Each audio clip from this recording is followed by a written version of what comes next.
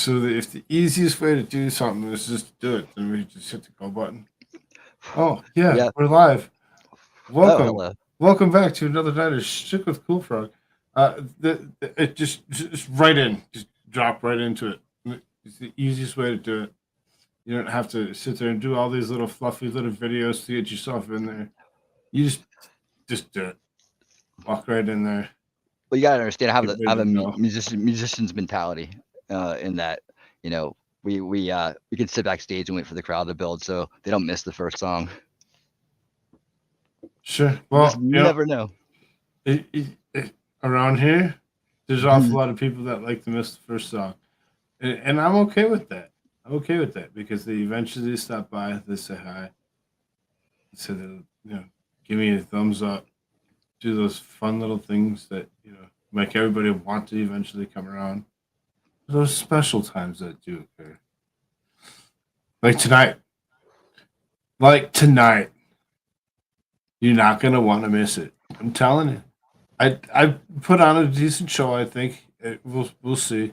There will be a Rumble exclusive at the end of this episode, and y'all can see it.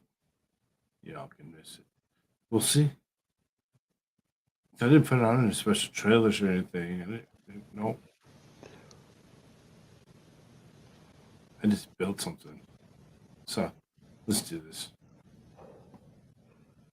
All right, let's do it. He's like, let's go. What do you got? Here you go.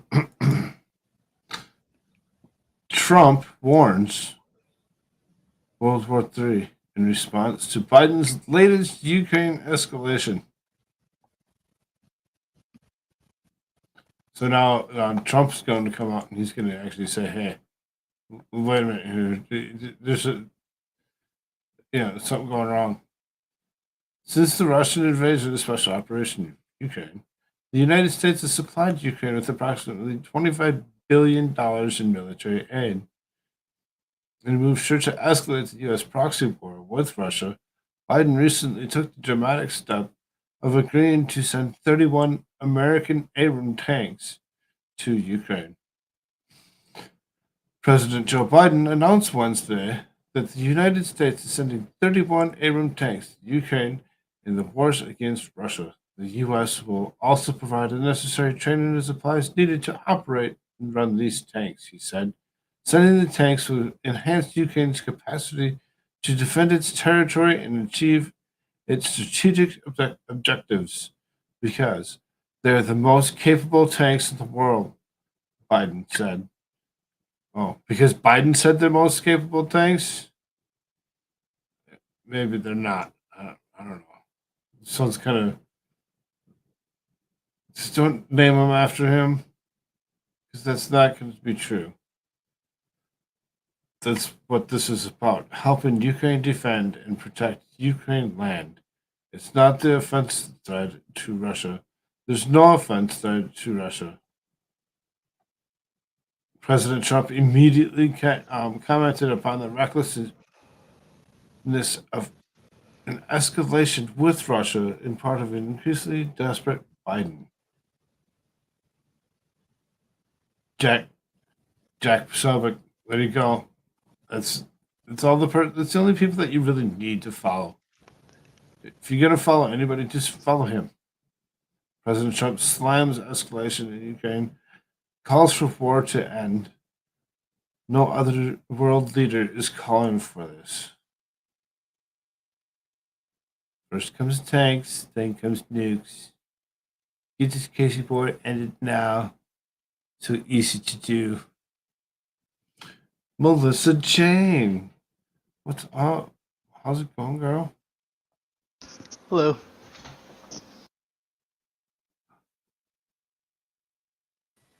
It's America's shirt. Yo. Yo. Yo, what's up?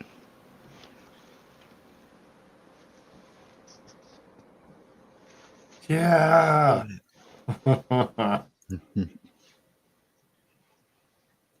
What's up, brother?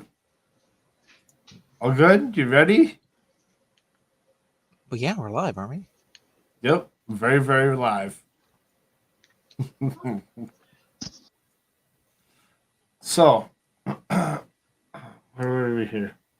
So this says, as we follow from news, Darren Beatty emphasized during the recent phone conversation with the president, Trump, one of the reasons that the regime hates President Trump is that the first Oval Office occupant in decades not to start new wars. No wars means no new mansions for the special interest lobbyists who work on behalf of the American defense contractors. Uh, so pretty much what it comes down to is I lost my whole train of thought the second that America Church walked in the room. He has that Well, effect. I have that kind of effect on people. So. I'm just so it's just like mind went stop. What are you doing? What are you talking about? Boss, what's up? TR, how you doing? What's up, guys? Oh, TR. What's up, stranger? Hey, it's TR. It is. It's TR. Well, hello yourself, TR.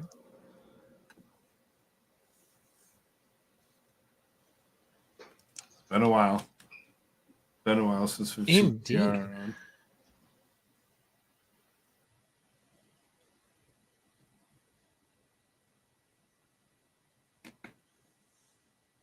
"30 miles outside Atlanta, Georgia." Interesting. Ah. Well, there you go. He's in your neck of the woods, winning. Oh, nice. I think it's 30 miles. Which way? North, south, east, or west? No, just start driving, I guess. I suppose, because you got 40, 50 miles for the city itself. Depends on which way. You know this guy named like a TR Greater X and like a big tractor trailer, like you ever, anybody see this guy? Anybody hear about this guy? Yep. TR, you should catch up with me. I met somebody recently that owns a trucking company.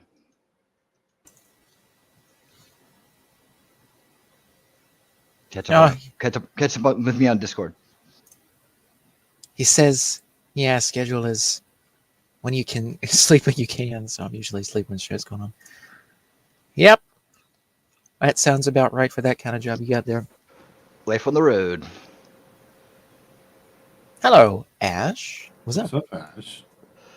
You are up in Canton or lower, so probably like Canton, Marietta, between there somewhere. Oh, Ash, you flatter me. You flatter me.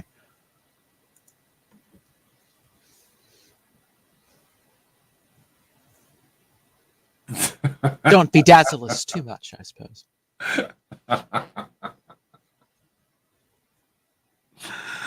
All right. Wow. Canton, Jasper, LJ. I think this article is mainly about dispersing Abrams tanks, what Biden depicts as the most powerful tank, into this war with Ukraine. Or for Now, Ukraine. if I'm not mistaken, and I was just listening to before I came on here, I was listening to a ton of different like interviews and things that Colonel Rare has been going around doing a bunch of these different things, and throughout most of the day I've been listening to commentary. If I am not mistaken, these tanks that America is sending are going to Poland. They're not going directly to Ukraine. They're going to Poland. It's Germany's tanks that are going to Ukraine. If I'm not mistaken, that's I don't know if this article goes into that kind of detail, but this is the 26th. Yeah, so this is today. I just want to be sure that I was actually reading something that was recent. And yeah, it's just saying that U.S. proxy wars in Russia. Biden recently took dramatic step to Ukraine to send 31 American Abrams tanks to Ukraine. So, I mean... 31 tanks. Okay. This could be something new. This could be something that that somebody's refabricating news on, because sometimes that happens. Sometimes that happens. It just so happens to be that like, well, we need something. Well, put this up. We might be half right. And of course, we all know that all of these people, all of these tanks and the other equipment that's being sent, that can't be operated by the Ukrainians that are there. They don't have the training to do this at the moment, even though they're trying to send Ukrainians over to the United States to freaking Oklahoma to train them. They're not here yet. That's not happening yet. So we're going to have to send NATO peeps over there to help to operate all of these things. And of course, we all know what that means. We all know what that means, that they're going to be in the tanks. They're going to be in and operating the equipment directly, is what they're going to be doing. Most likely it's going to be U.S., obviously, because it's going to be our, U.S. equipment. So, who was also kind of indicating that he's running. He was the worst. He was the worst. But he was such a nut job that if he was at a meeting where I was dealing with Kim Jong-un or somebody, they'd all give me everything because they thought he was so nuts that it immediately went to war. If we would have listened to him, I had no wars. I stopped wars. If we would have listened to him, we would have been in three world wars by the time you finished. He was a nut job. But he was good for me for negotiating purposes, because he'd sit there red-faced, never said anything. He was like a boiler ready to explode all the time, a real nut job. But he'd sit there, and my opponent, meaning from another country, would say, Trump is going to take me into war. That guy, they have that maniac sitting there. No, he's a total nut. Not smart. Go ahead. Yeah.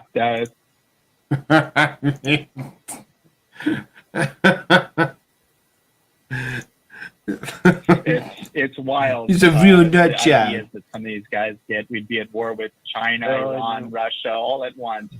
And you made a great point. Most people don't, a lot of people need to be reminded of this. You're one of the only presidents in a long time not to bring us into any new wars. And that's something people really need to appreciate, especially given all of Biden's failing in the foreign policy stage. Well, Putin would have never gone into Ukraine, 100%. I used to talk to him about it. There's zero chance. She would never have even thought about Taiwan, which he is thinking about seriously. He wouldn't have ever thought about it.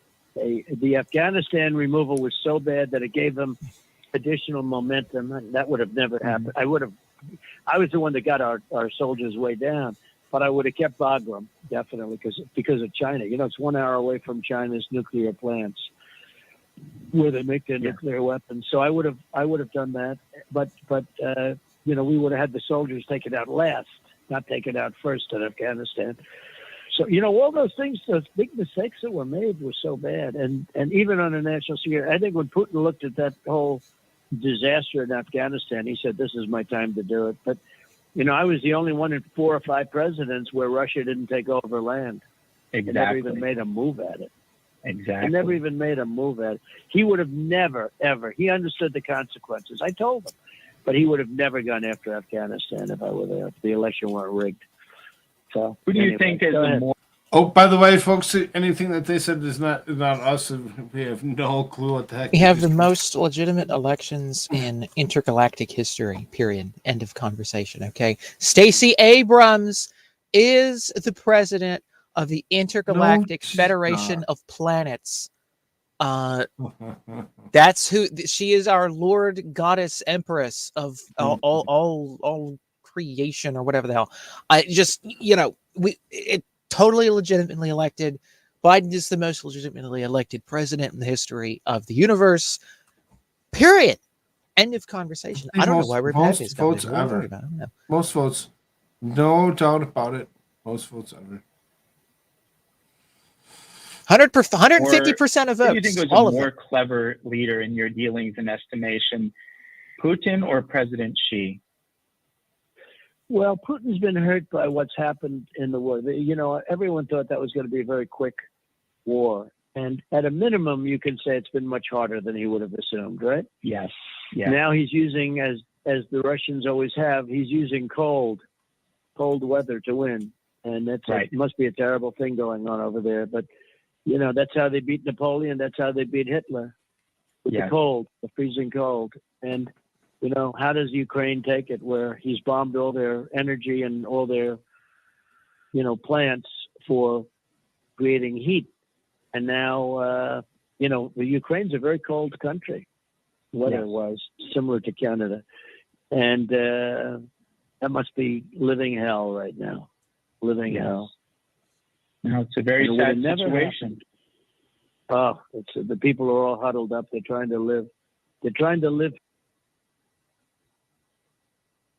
You're trying. You really are. We're trying to live. So, I mean, kind of interesting in itself. You know, it should be okay for the most. I don't think Revolver really cares. We'll find out.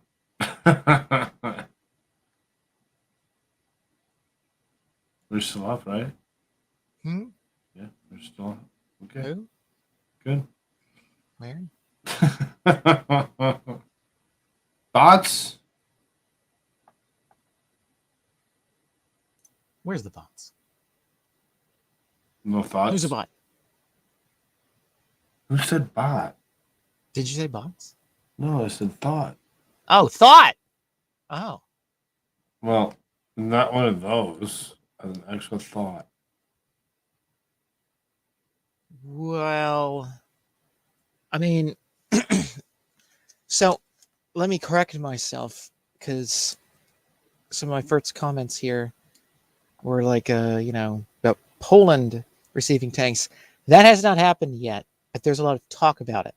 Now, Poland is saying that they're going to send Leopard tanks that are from Germany to Ukraine, and that Germany is not going to put up a protest of that.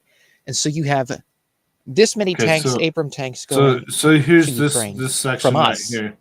This is, however reluctant, now paves the way for German-made Leopard 2 tanks to be delivered to Ukraine in 2 to 3 months.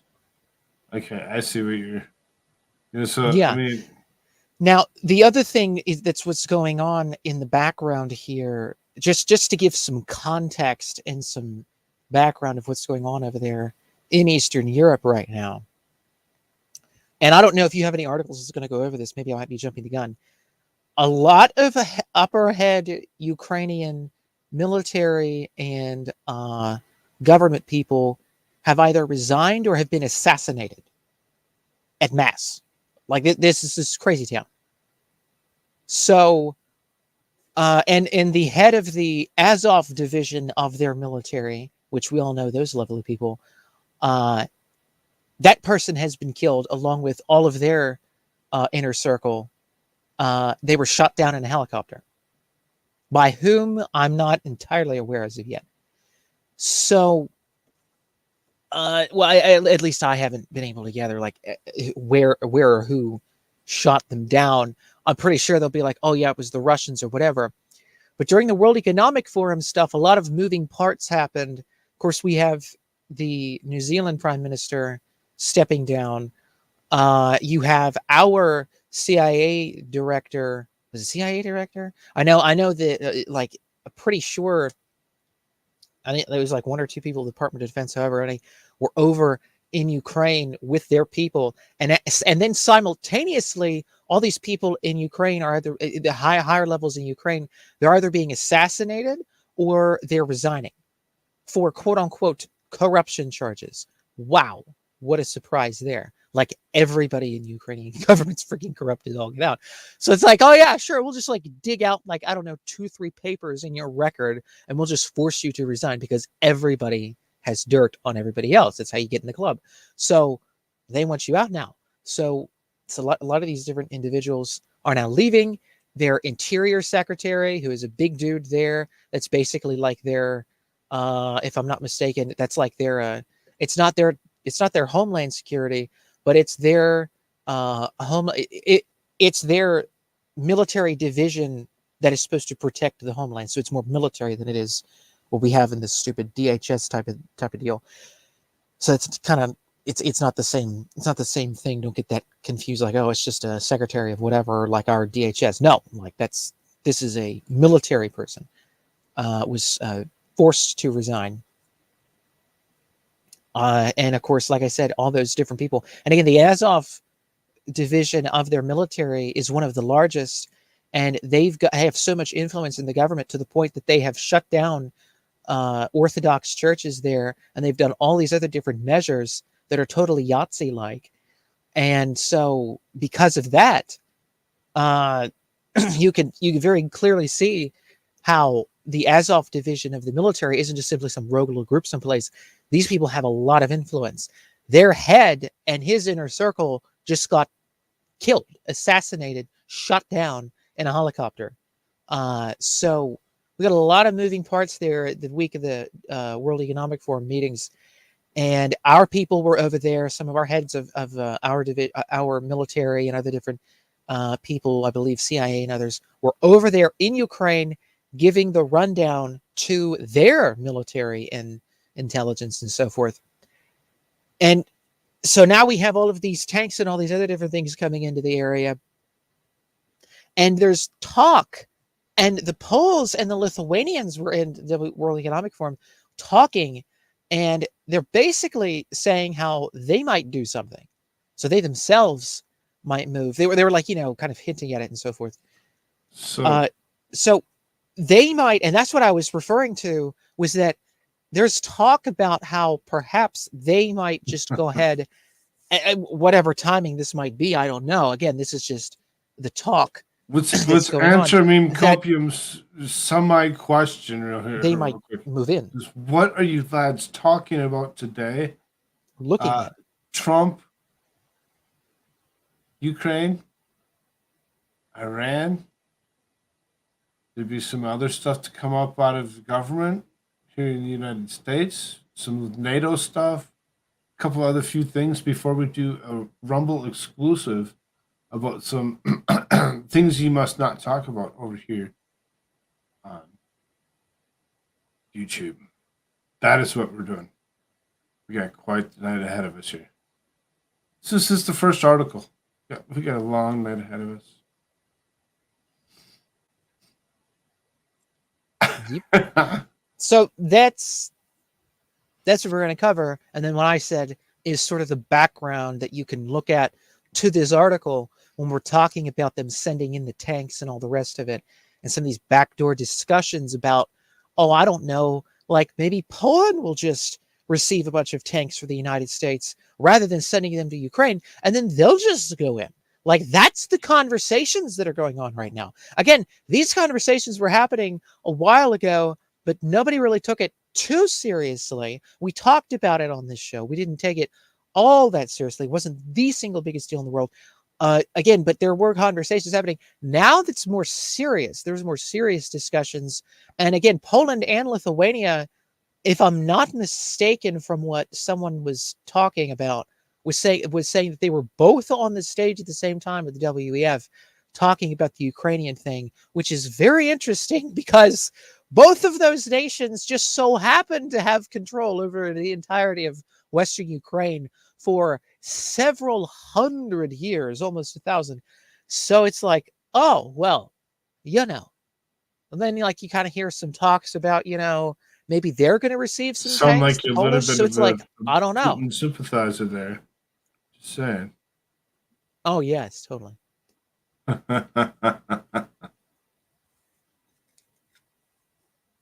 So, with that background, as we're talking about this, what we know right now, obviously, the announcements that have been made to send over, what was it, 31 Abrams tanks?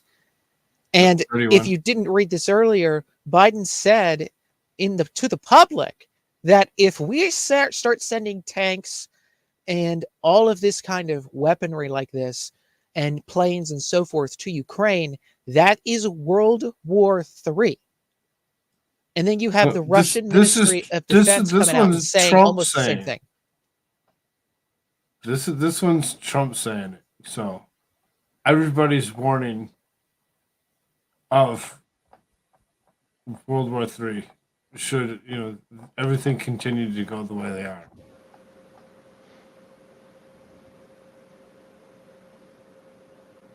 Oh How's yes, that? TR. I did catch that. That was a fantastic sidebar there. That was absolutely fantastic.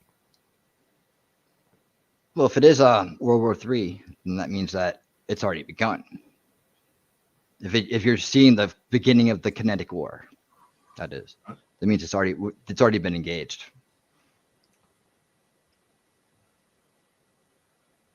So So it's already here. It's nothing to wait for.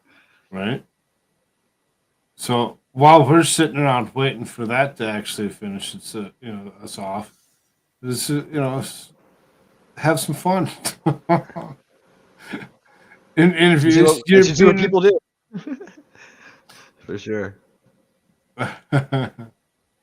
European and American officials acknowledged that 3 months ago it would have been inconceivable for Mr. Biden, Chancellor Olaf Scholz of Germany, and the leaders of the European nations would have contributed such heavy arms.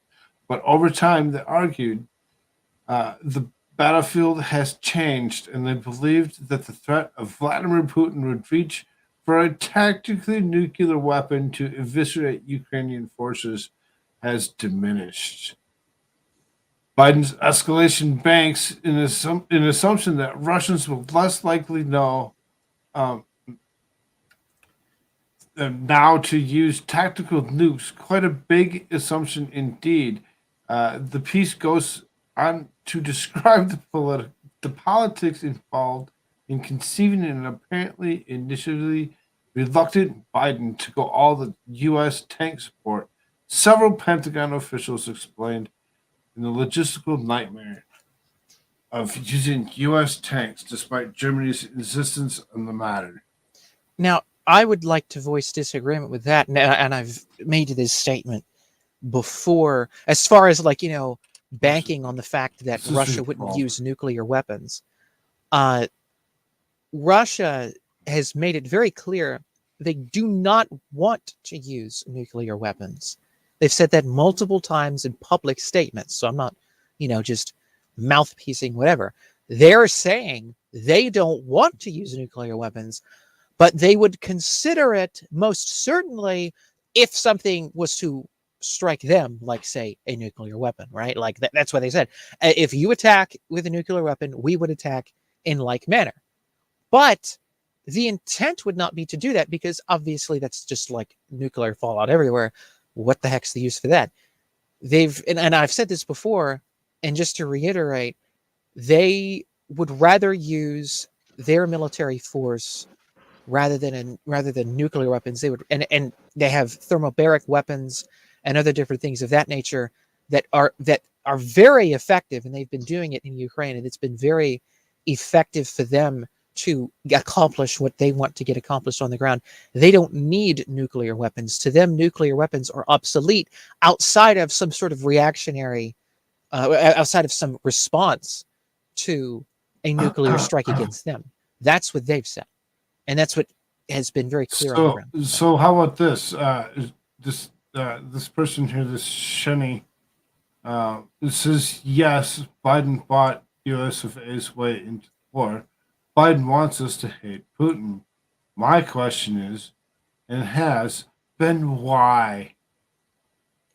Why did he do it? And then there's a second little statement that was made that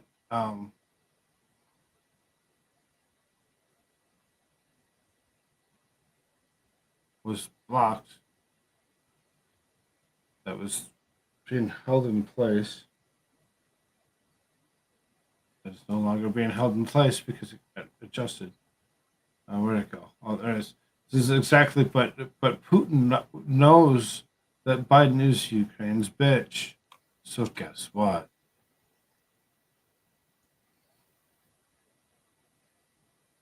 That one's not going to show up on this side because it was blocked over on the YouTube side.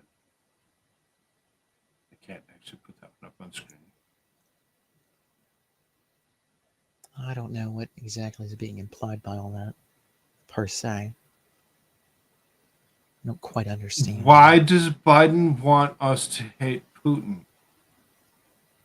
Why does Biden want what does Biden really have to do with the whole thing? And how can we prove that it's Biden?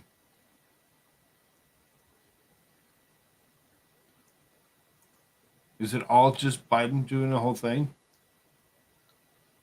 Well, no, of course not. I mean, this is the whole NATO effort here. I mean, that's what this whole conversation is about. Now, if you want to, the word NATO. NATO. So then all of a sudden we start thinking about this. So then, potential nuclear war to actually head up, World War III in this particular article. And then the next article I got up is Sweden, Finland plan to join NATO, risks falling apart amid Turkey spat.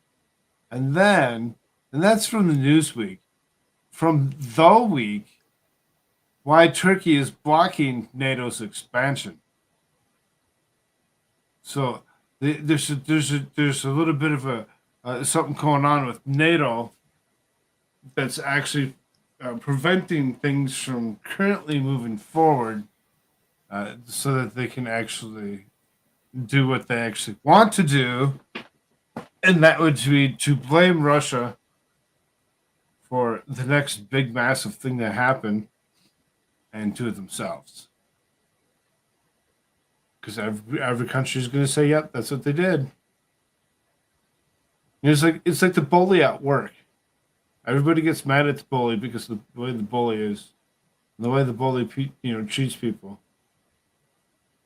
And then all of a sudden, one day, the bully finds out that every single person around him is going to actually back him up. All right.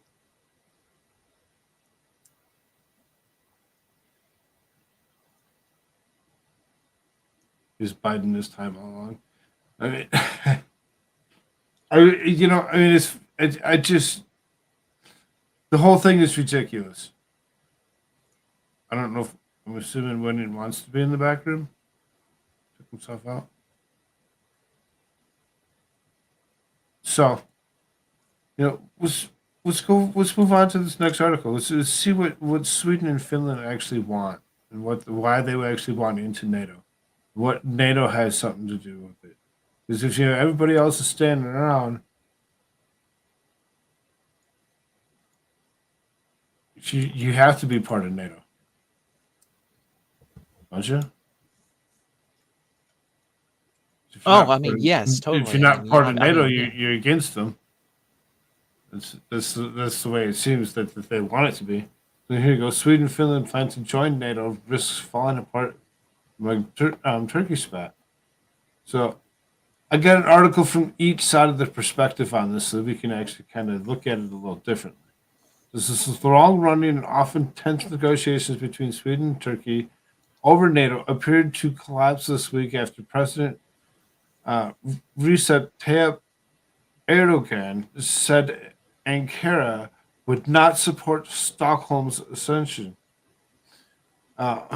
Only Hungary and Turkey have yet to approve the dual accession of Finland and Sweden via preliminary vote or parliamentary.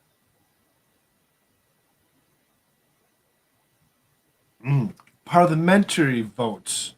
Hungary's Prime Minister Viktor Orban has said its legislature will vote in February. It is widely expected to ratify the decision, but Turkey looks set to delay NATO's historic expansion indefinitely. They won't see any support from us on the NATO issue, Erdogan said earlier this week following the anti-Islam protests organized by Swedish far-right groups in Stockholm. The protests outside the Turkish embassy include the burning of the Quran and the far-right Danish politicians, sparking fury across Turkey and the Muslim world. Other demonstrators marched through Stockholm, waving the flags of Kurdish parliamentary groups that are considered terrorists of Ankara, with some stomping on images of Erdogan's face. The Turkish president said after the protests, "So, you will let terror organizations run wild in their avenues and streets, and then expect our support for getting into NATO. That's not happening." The foreign prime minister of Finland suggested this week that negotiators take a time out while Turkey canceled the trilateral mechanism established to facilitate the talks, which could leave NATO's expansion stuck in limbo deep into 2023. So, I mean, it sounds like either way they'll figure it out, pushing, delaying, but Turkey doesn't want. This sounds to me like Turkey don't want nothing to do with it.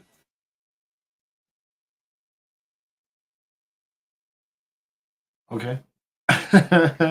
Oh yeah, they've been very clear they're against any more adding in anybody else into NATO at this point, because they're trying to get in friendly with the Ruskies, which, I mean, economically speaking, who can blame them? But yeah, they want some of the oil. They want oil, natural gas. They want to make some deals, on and on and so forth. Why Turkey is blocking NATO's expansion. The expansion of NATO is going haltingly. Following Russia's invasion of Ukraine, Sweden and Finland have applied to join the military alliance that includes the United States and much of Western Europe, but the process has hit the stumbling block. The Associated Press reports that Turkish President, again Erdogan, this week said Sweden can no longer expect any charity from us regarding the NATO membership application. So then, as we actually move through the article, it says, why do Finland and Sweden want to join NATO? One word: Russia. Finland shares long border with Russia, and Sweden sits on the Baltic Sea, where much of the Russian Navy operates. But both are longtime holdouts against joining the military alliance. They were officially neutral throughout the Cold War until Russian President Vladimir Putin decided to invade another neighbor, Ukraine, in 2022. Public support of NATO membership in the Nordic countries shot up virtually overnight after the start of the invasion. Two countries jointly applied for membership in May 2022. Everything has changed when Russia attacked Ukraine. And I personally think that we can not trust anymore there will be peaceful future next to Russia. So, it's like they just want to take it out. They just want to remove Russia altogether. Was join up. We'll all be one. We'll all take on the evils of the world all at once. That we just assume is now Russia, as opposed to worrying about other places like China. Just saying. Yeah, but we like them. We love the Chi-Coms, right? All right, everybody loves the Chi-Com every now and then, right? All right. No, I don't think so. I don't think they do. You're supposed to say yes. Oh. Or fentanyl, the Chinese dragon, will have to come and he have to come and hurt you. Ah. That's an Alex Jones thing, by the way. Anyway. What's the holdup? NATO can't add new countries without approval of the government of every single country in the alliance. That wasn't a big deal when NATO was just 12 members, but now that there's 30 countries in the organization, in the United States, that requirement means 2/3 of the Senate must approve such applications. That happened at 95 to 1 vote in August. That means any single country can slow down the process if it chooses. Joining NATO was never meant to be this hard, but because the alliance is now so big, it just complicates things because you have to get 30 different leaders lined up on the same page and 30 different legislatures lined up on the same page. The Atlantic Council's Christopher Scuba tells the Hill. Hey, we're Debbie. How's it going? Good to see you. Yo. So I mean, and I can see how that can take some time because it has to go through each, of their own electoral process or whatever to actually, become in line for that, whatever. You get every single country to say, yeah, it's fine. And then have one country like Turkey say, no, we're not yet. There's something that Turkey really wants. Who are the holdouts? Turkey and Hungary. But Hungary is expected to approve the application this year. Meanwhile, Erdogan wants Sweden to do more to tackle terrorist support among the Kurdish population of about 100,000 and extradite suspects. The Financial Times adds that Turkey wants Sweden to cut ties with Kurdish People Protection Unit, a Kurdish militia that led the campaign against ISIS in Syria, but which also has ties to the Kurdistan Workers' Party that has waged an insurgency against Turkey since 1980. Sweden has tried to distance itself from the offending group, Reuters reports, but it has extradited the suspects that Turkey seeks.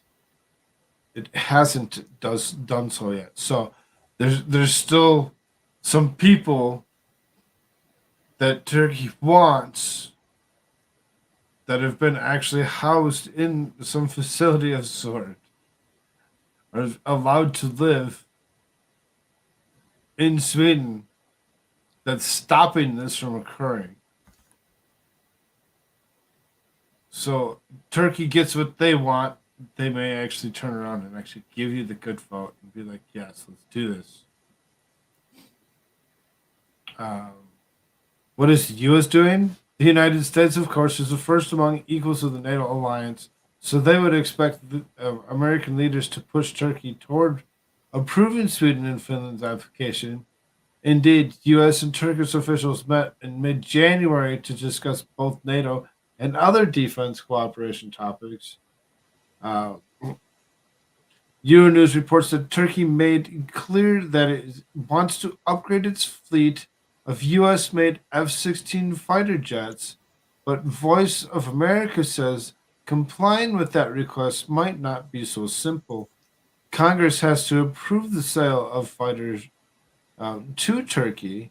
The NATO expansion wants to be the only condition approval. The U.S. also wants to promise that Turkey won't take military action in northern Syria. In other words, it's complicated. So now they're concerned about military actions in northern Syria from Turkey, on top of there are other conditions that they have captives sitting in Sweden that they really want back. What will they do with those people is kind of maybe disturbing to actually think about. Well, the people that are what they're talking about, and the reason why they're in northern Syria is because the Kurds there are communist revolutionaries who are trying to overthrow the the regional governments anyway, in those areas where they're at, and create a commie Kurdistan. And the Turks don't like that, but the Syrians apparently don't have the means to put it out or put it down within their own territory. And the Turks, and again, this bleeds into Turkey and into Syria as well. This sort of Kami Kurdistan in that region there that they want to do. So all of that is connected to the Kami Kurds, who have people within Sweden, as you described, that they want, that they would deem to be their prisoners, or they would make their prisoners. So yeah, all of that Turkey would want from Sweden, or else they don't want anything to do with them. And of course, there's the other aspects, as I discussed before we came to this particular article, about Turkey and the Ruskies and their goings back and forth and deal making and such. So there's also that to consider. So yeah. So if that can't be done, and if none of those things can be met by Sweden specifically, then they'll oppose Sweden, and also they oppose Finland. I believe they oppose Finland. I know they oppose Sweden. I don't know about Finland, but I do know they oppose Sweden. But they probably oppose Finland as well, because, again, the deals with the Russians. You got some fans. You got some fans in the audience. Mr. Goodness, ooh, my sassy boyfriend shirt's on tonight. See, you got some fans there, brother. Look at that. The best radio voice. Fight me. What's up, Alyssa Clips? Well, thank you. Of course, Darth Hideous in the house. What's up, brother? So, who else was there? Oh, there's one. Jen with no filter. They all kind of come walking through the door about the same time. I know. Kind of weird. It's almost like it's a conspiracy. Like they're all hanging out together somewhere. And said, and then they all conspired, and they were like, let's jump on at the same time. Yes, let's do it. And they all just jumped on. Maybe. There are no conspiracies. No conspiracies at all. Lee Harvey Oswald killed JFK. That's totally real. Yeah, we always go with the official narrative here. What are you doing, YouTube? Shut up. Slava Ukraini. Okay. We're covered. How does this affect the war in Ukraine? Bloomberg editor said, hold up, puts Europe's wider security at risk. Both countries have considerable defense capabilities that could come in useful at the time when the alliance's resources are stretched from assisting Ukraine. But Russian leaders seem to think that, despite the slow process, the addition of Finland and Sweden is a done deal. Valery, the top Russian general in Ukraine, planned reforms to the military include the ability to respond to threats posed by the aspirations of the North Atlantic Alliance to expand to Finland and Sweden. I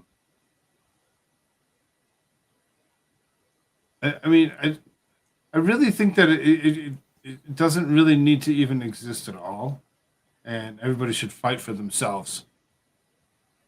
I mean, I have no problem with making an alliance of some kind with certain places, but NATO has absolutely no point other than to, have this perpetual war game mindset to constantly go after a new enemy. And of course, that enemy is the Ruskies. And of course, we've been over this before, the reasoning why our lovely globalist masters want to go against the Ruskies. We've done that on Rumble exclusives as well as on this show, kind of beating around the bush with it, if you will.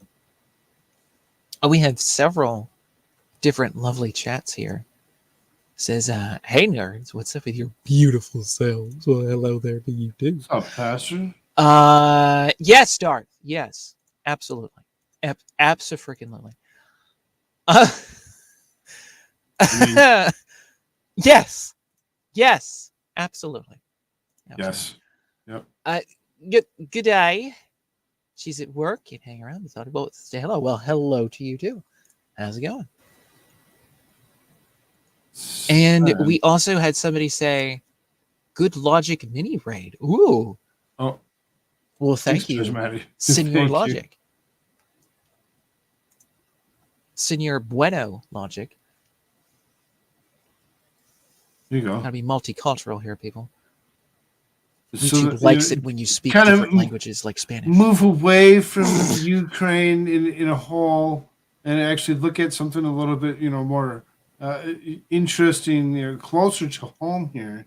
It says Iranian warships will arrive in Brazil. Experts speak of provocation for U.S. and risk of terrorism. Are we going to see this big, huge influx in population come from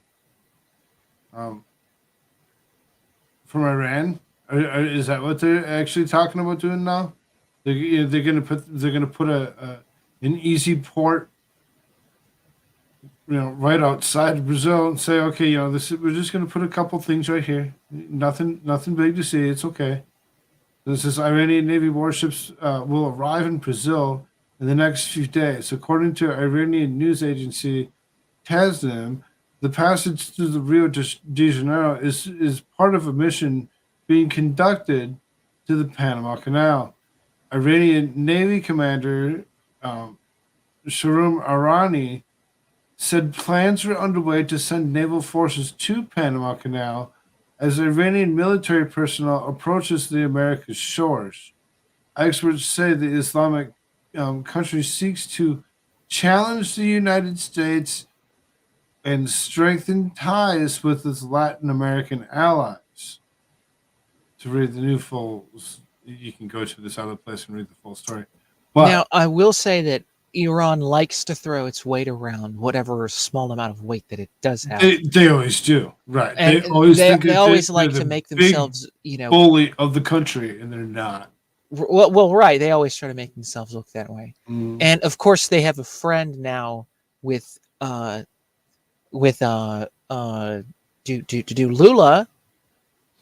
in the absolutely fantastic, free and fair, no quarrels about it, election Maruski that went on down there in Brazil. It was the single most actually no. Biden's was the single most perfect. This is only second to that, if not tied. So we'll just put it that way. That's how legitimate it is, folks. So yeah, so they definitely have a friend in Lula, right? And they want to start wheeling and dealing with the Brazilians over there. And I don't think Bolsonaro would have been too friendly to this because obviously he would have liked to be more friends with the United States. Lula is more in bed with the deep state of the United States and doesn't have America's or Latin America's, for that matter, in South America and so forth, and Southern Hemisphere, their best interest at heart. He has his own interests at heart. So, oh yeah, would you look at that? Yeah, I mean,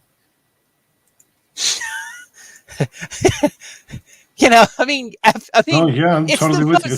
It's the most free and fair second to ours election ever. The CIA made sure of that, right? Absolutely. Anyway, yes. Just saying, while we still are monetized, don't forget to hit that up. Be part of that frog army for $2.99.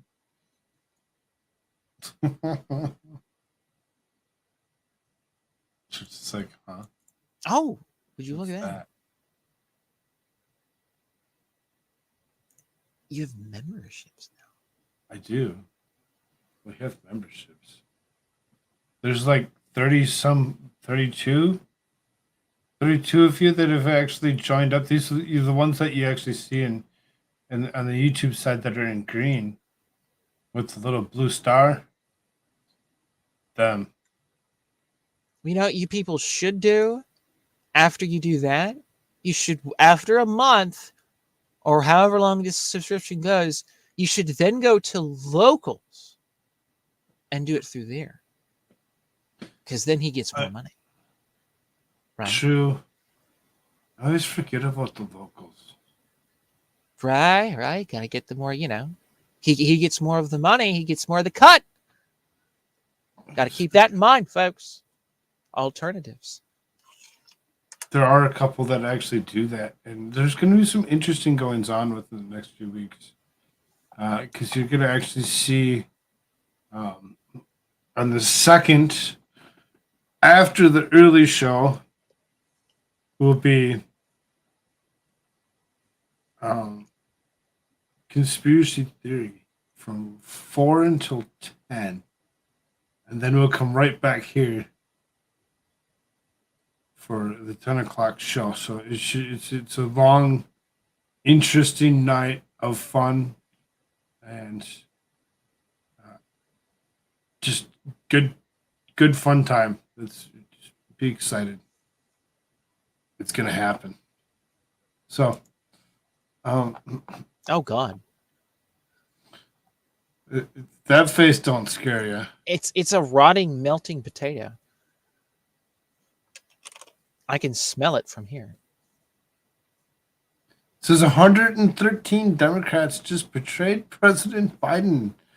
They form a veto-proof majority to stop Joe from selling SPR oil to China. What in the world does this guy have to do with China?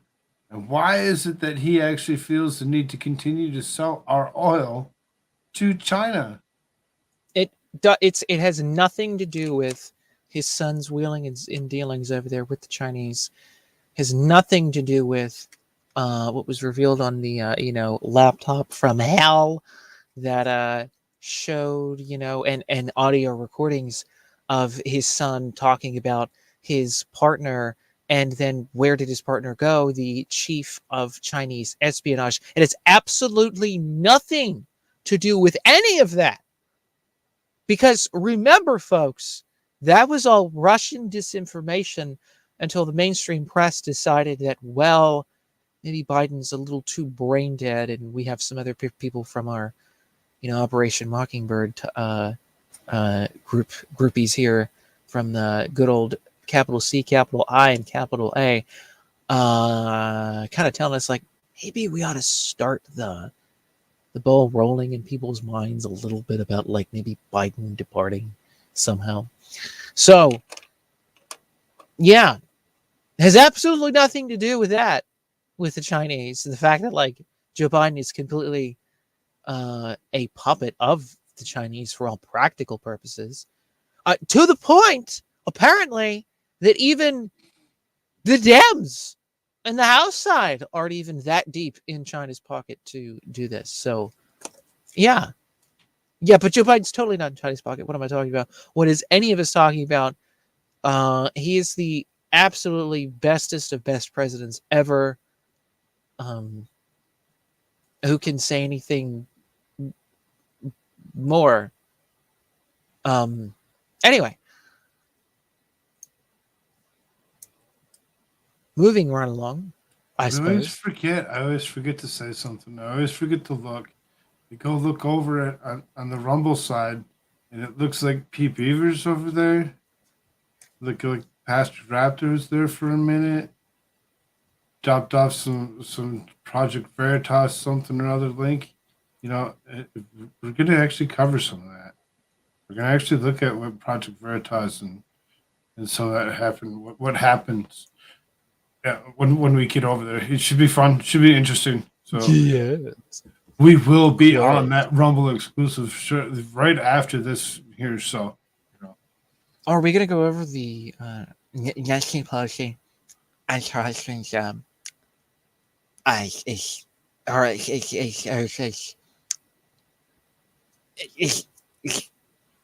cameras?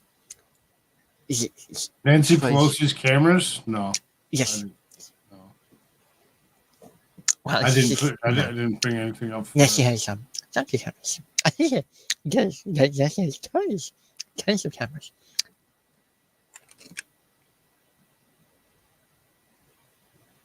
Anyway, back to Joe Biden totally not being within the back pocket of the Chinese, the CCP. Okay. So it says as gas prices are skyrocketing and parachuting the American people, Democrat Joe Biden and his administration are doing everything they can to harm the American people, making us less safe and depleting our personal wealth to bring us under control. And there is now some unity in D.C. of U.S. reps who agree Biden has not been acting in goodwill toward the American people and that he has, in fact, enabled our enemies to have power over us. The proof is in the new energy bill. Higher oil prices drove a surge in gas prices, according to the latest report from AAA and the DC, is that at the same time finally reacting to a people's struggle to survive under energy chaos created by Biden and his administration. The national average cost of gasoline has um, rose to $3.42. That's 12 cents more than last week and 33 cents more than the month ago. The increase in the gas prices is largely due to more drivers taking to the road in advantage of recent bout of milder winter weather. So people are they're wanting to get out. They need to get out. They need to get out, and it's costing them. It's costing them more and more. Now, didn't we just go over this within the last few months, where they finally released some federal tax or whatever that actually lowered the price. Eventually, we're going to be paying for that. So, if you remember when the gas prices were like this, and they actually put that tax, that they took that tax away, and it's risen to these levels now without that on there. Wait until they put it back. Wait until they put it back and look at what these prices are going to be. You're going to be looking at minimums in at $4-5, and these maximums, these cities that seen $7-8, they're going to be at $12 and $13. It's going to be ridiculous, and people are going to be screaming, "Why are the gas prices so high?" Because this is the best president ever. He's done nothing to hurt us. He's so honest and truthful with us. He's told us everything that we need to know. No, he hasn't. It's Vladimir Putinski's. Let's point fingers at somebody else and blame it on them. Let's always just make it about them, because that's what it is. The recent rising temperatures led to the rising pump prices. The cost of oil hitting $80 a barrel. There's a lot of upward pressure in gas prices at the moment. Fox News reported more about the price of oil. The rise in demand for fuel after China's quick reopening contributed to 47-cent increase in the price of oil. The cost of the barrel of West Texas Intermediate crude oil rose to $82.11 per barrel last week, according to the Gas Buddy. The cost of the Brent crude also rose by 76 cents to $88.39.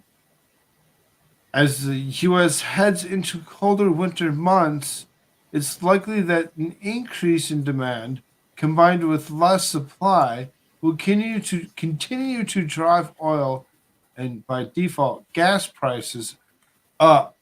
So again, you're gonna watch a huge spike in the next few months of gas price, and people are just gonna be they're gonna be damning themselves yet one more time of, oh, what did I just do? Oh, I see that. Clumsy Clumsily Clairvoyant just gifted one Koolfrogg membership, and Super V picked up the gift. Look at that. Oh. We have a new member of the Koolfrogg army. Yeah, because the group of frogs is an army.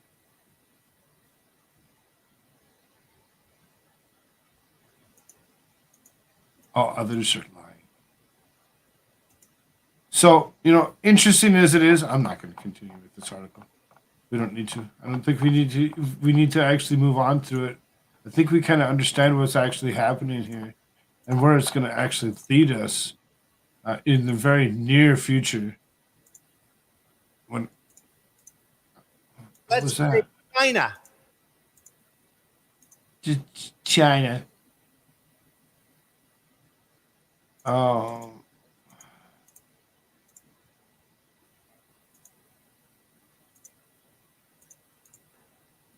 We didn't really have a lot of things. China. He's like, I want to test out your. We seriously, if you watch the first few seconds, there's like no intro. We just kind of like, oh, guess what? We're live. Because of what it just. So, it is what it is. Either way. Bing. No, listen to me. They don't like these little things, or these little videos. YouTube's pathetic like that. They're like, no, limited monetization. What the hell? The hell kind of crap is that? So, we've covered these several people that have actually done this. Now, here's another one. It's more of a something more that's actually happening in this world that so many people just kind of, I think, are not seeing. There's a lot of strangeness going on. Here you go. Connecticut investment banker, 46, jumped to his aliveness from Times Square bar a day after filing for divorce from his wife, and had money rose with her so fierce that cops were called. So, I'm really another investment banker. We just went through this, did we not? Clumsy Clairvoyance is sitting there gifting membership. She just did another one. That one goes to Texas Jen. Welcome, Texas Jen, to the Frog Army.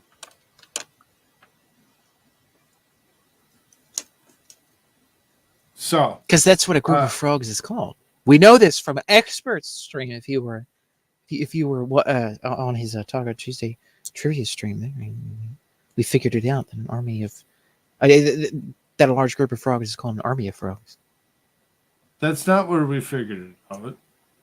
We figured it out a couple days before that. That's why I was able to actually hold a membership drive on Saturday and actually picked up the majority of the 30 some odd members that are out there. So hey, that's what I 30. Out, okay. Should it be 34 or 35 now? One of the two.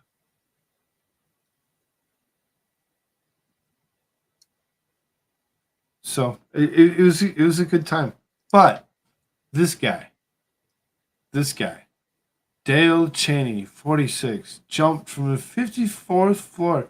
So, people that are into investments, they risk it all.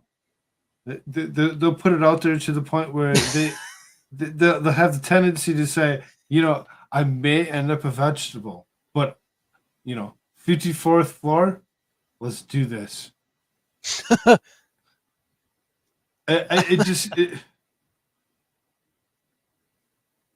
I don't get. It's so disturbing, that there's so many of these investment bankers that seem to. This is what they end up doing. Is they take themselves to the top floor of a building, and they project themselves outward. Hoist themselves. Clumsy clairvoyance. She just did another gift.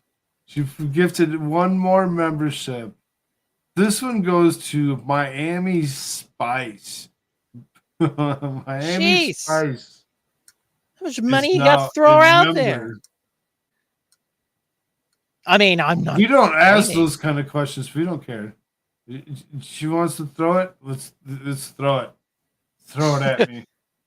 Throw it hard. Oh my. Anyway. So, sweetheart. Thank you, Clumsy.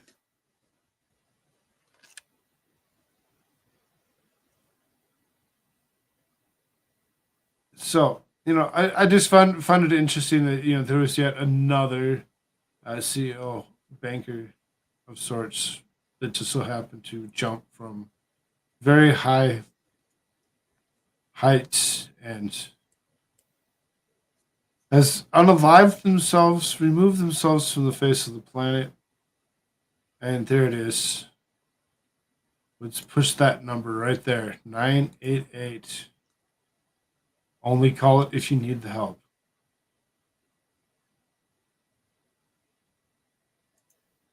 By the way,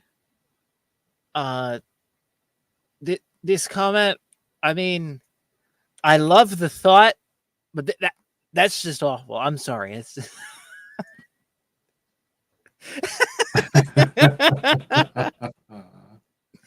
it's the thought that counts, I suppose. But like, I like it. I like it. No, you continue to use that. You spread that around the world. Let everyone know how you actually feel about me and about this group. Froggen. Rocking.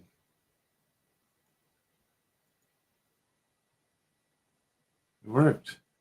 Totally worked. Another quick headline to actually look at here. Something that we really don't need to get into too far because it's kind of self-explanatory when you see it. You look at it and you're like, oh, white federal workers would no longer include Middle Eastern, North African heritage under new Biden plan. So trying to throw more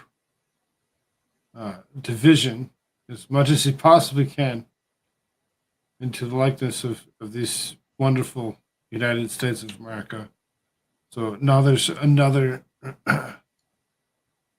way to actually classify yourself. Middle Eastern or North African can no longer call themselves or need to call themselves as being white. What do they have it listed as? Arab? I'm sure it's just Middle Eastern, North African. Because just all group Middle Eastern and North African weren't necessarily. There were quite a few people that would have been white in color that would have lived through those regions. I guess. I don't know. 20 U.S. News. I'm pretty sure that it would be. I mean, not that I would put it past this administration to refer to the entirety of the swath of humanity between Morocco and freaking Yemen as Egyptian, but I don't think that they plan on calling them by just one thing. I'm being a bit facetious. I kind of get what you're saying, though. But No, right.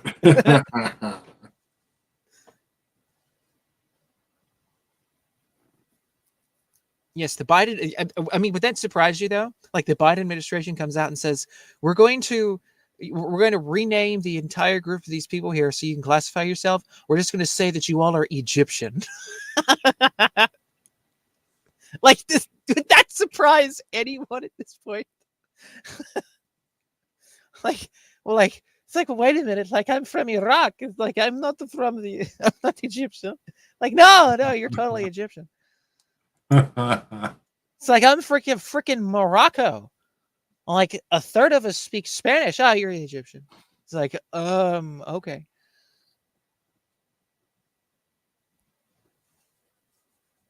So then you have classified documents. You have classified documents. Everyone has classified documents. Oh, Mike Pence also has classified documents. The Lord of the Flies, as he was called by the left, which I now gladly give him that title, which I should have done before, and many should have as well. Seriously, everybody, every single person has classified documents. I know this article is a few days old, but we haven't really covered much in the last few, and I felt that this was actually one of those necessary. Oh my God, Dinga has classified documents. Oh dear Lord. Oh no! And now we know. Damn. That black SUV outside might be listening to you, Dinga. I don't know. There's just a hypothetical there. So this is a list of people not caught with classified documents that they're not supposed to have is starting to appear shorter than the list of those who have been caught with them. An attorney for former Vice President Mike Pence has announced that he found classified documents at the Indiana home, and the former vice president has given them to the FBI. The FBI and the Justice Department's National Security Division have launched a review of the documents, and now they ended up in how they ended up in Pence's house in Indiana. The classified documents were discovered at Pence's new home in Carmel, Indiana, but a lawyer for Pence, in the wake of revelations about classified materials discovered in President Joe Biden's private office and residence. Oh my God, Debbie has classified documents. Dear Lord, it's everywhere. Everybody, see, I told you. Everyone has classified documents. Oh my God, he identifies as one. It's freaking ridiculous. Everybody has classified documents. Now we actually have a classified document in the chat. This is insane. Pence asked his lawyers to conduct a search of his home out of the abundance of caution, and the attorney began going through 4 boxes stored at Pence's house last week, finding a small number of documents with classified markings. He turned himself in. He says, "I might have classified documents. Hurry up, go get those out of there. Maybe I shouldn't have them."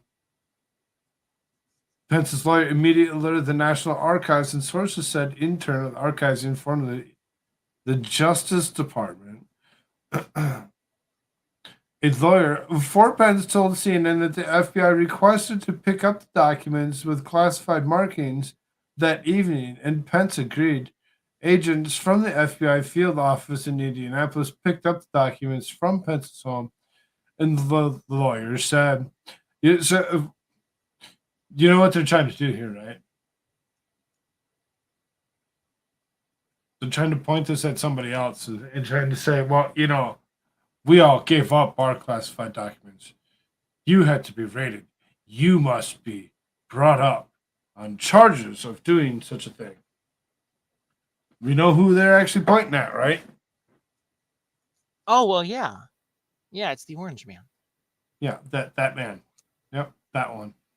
Look, all of us gave up our documents without question. We told them that we had them, and we asked them to come and grab them. We're okay. You didn't. You got raided. You must go down. Burn flames. Now, Koolfrogg, don't give them any ideas. Anyway. Vice President Pence was unaware of the existence of sensitive and classified documents. Of course he was unaware. Why would he be aware? Vice President Pence understands the high importance of protecting sensitive and classified information, and which is why you have it in your home, and willing to cooperate fully with National Archives in any appropriate inquiry.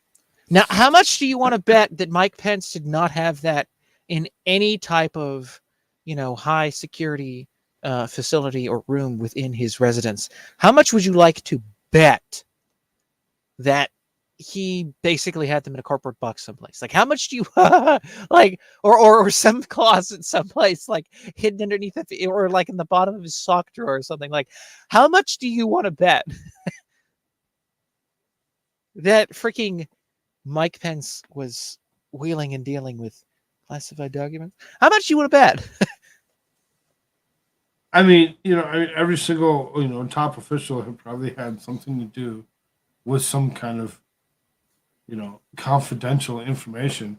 What they, if they misplace something, I mean, okay, I guess, but when you're storing them in your garage or in your wife's underwear drawer or wherever, what the hell? Why? Who gives a shit? You can't tell me, oh, they had nuclear codes, because nuclear codes changed on a regular basis. I don't care about No. Trump had the nuclear codes. They're cool for Trump has access to the now these people, these poor innocent people, they just accidentally had some quadrillion-esque, classified documents just hidden in random places around their house. Like, it's totally okay. It's totally just fine for them to have that. It's totally fine. Trump cannot have anything. Totally fine. And he also had the nuclear codes, and he was working with Putin and probably, I don't know, freaking like Bolsonaro or something, I don't know, to like destroy the planet or something. He was going to like set off a nuke and like send it to the core of the earth and then to the sun at the same time. Like, I mean, we're talking cataclysmic events happening here because of the Orange Man. You must not be caught up on your news from CNN, because if you're watching CNN, that would be the freaking idea you would have in your head. Is there anything you'd like to add to that, Winnie? I just that I've always felt like the nuclear threat was just a threat. I think that the thing we need to worry about more so is the small wars, the small battles, and the drone warfare that's really just already here. And I mean by like swarm drones that can target individuals using GPS and face recognition, and just like drive a bomb right in through your head. It really isn't that hard. Elon Musk just talked about the other day. That's there, and so I think the assassinations of leaders and hard to reach people and whoa.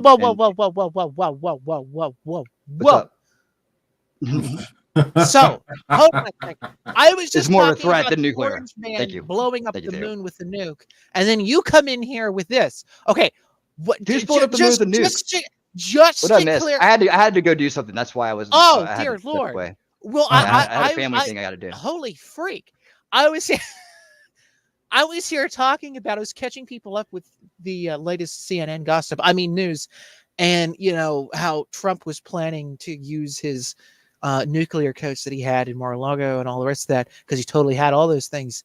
And but Pence and Joe Biden are totally okay because we're going over a thing with classified documents and stuff like that and all that jazz. And it turns out in the chat we actually have several people that, oh my God, have classified documents apparently, and one person in the chat identifies as a classified document. So like we have a classified document chatting in the chat. It's amazing.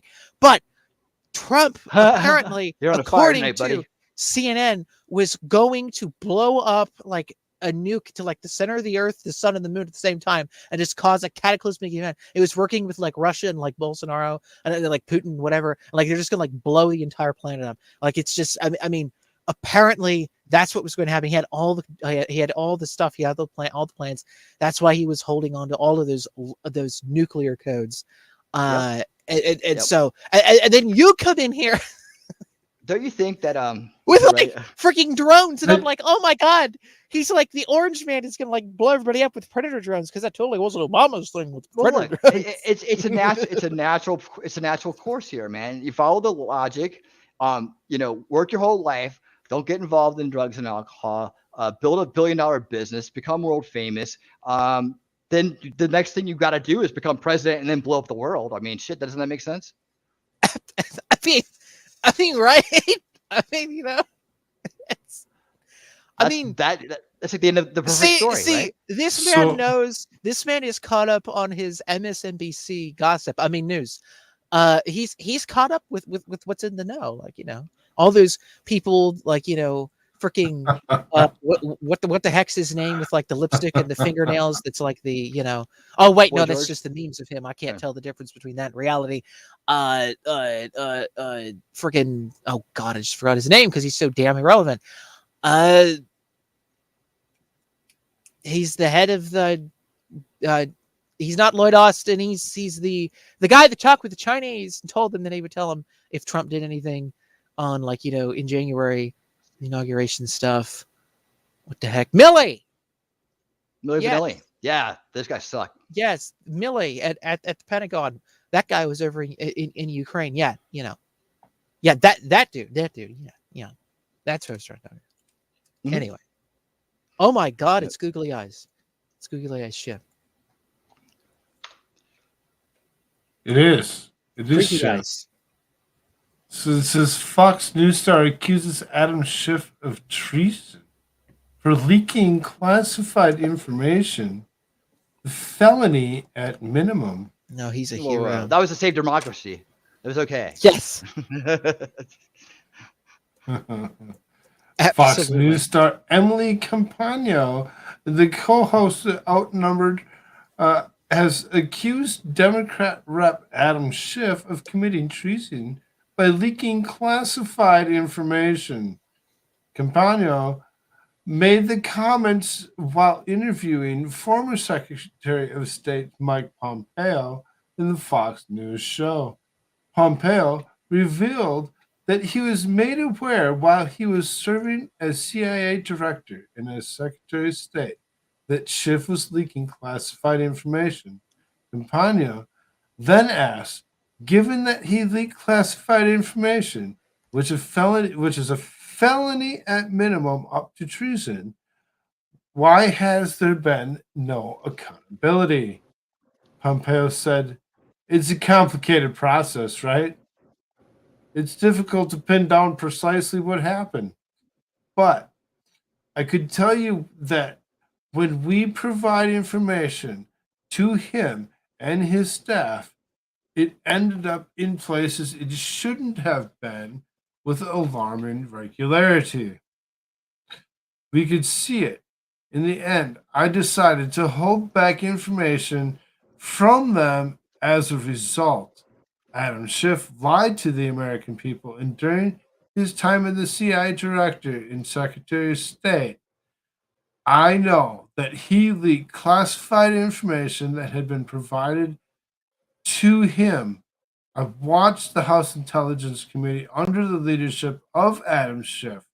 I watched him denigrate and lower his ability to actually perform its function. When he was out talking about Russia hoax going on, and to say that the Hunter Biden laptop was Russia's disinformation, knowing that almost certainly was not. By the way, I kind of disagree with this analysis from him because partially I don't like Mike Pompeo just to start with. So anything that comes out of his mouth, I'm like, yeah, no. But just on its face, he's saying that, well, because Shiftless was being, shiftless with classified, information and all that, we were going to start not giving it to him. I mean, it's not the CIA director's job to just unilaterally decide he's going to withhold information from Congress when Congress requests it. Like, I don't like that. I don't like that kind of talk because that could lead to a whole other precedent. But, shiftless. But it's like two flip sides of the same coin with this. It's like, shiftless is leaking all these classified information. It's like, you're not supposed to do all that. And then Mike Pompeo's like, well, I'm just going to unilaterally stop doing this. It's like, well, you can't do that either. It's like, I mean, on both ends of this, I don't like, because they're both as corrupt as hell, and they'll both try to use it. Both of the sides of this would try to use it to meet some sort of authoritarian end, which I most certainly do not approve of. Then, being that we're speaking of Schiff, here we go. Serial liar Adam Schiff announces bid for Feinstein's Senate seat. Oh my God, Frankenstein's retiring now?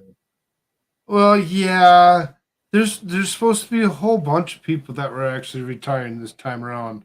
This coming actual election season of 2024 should be very, very interesting to pay attention to, because there's going to be an awful lot of people that are either retiring or switching positions, like this guy trying to bid for other seats or whatever, which, if he shifts from the House to the Senate and that's what he's going to do, he has to actually he vacate shifts. his seat. He shifts from the House to the Senate because he But he has to actually officially vacate the seat, saying that the seat is no longer his, even before he decides if he's going to actually, if it's decided that he wins this particular race.